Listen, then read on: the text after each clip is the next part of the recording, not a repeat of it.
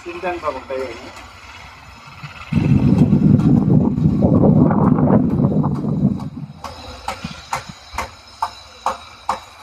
Kaya po siyan. Hindi naman namin minatag, kasi pa lang. Pati yung pinatagal. Hindi na eh. Ang liit ng paninong to, so tandaan yung tao kung nag-cross dyan. Ano? I-drop lang yung oven eh. Ano, maliit na oven, ano? Maliit siya, paano papasok? Dalawa kayo.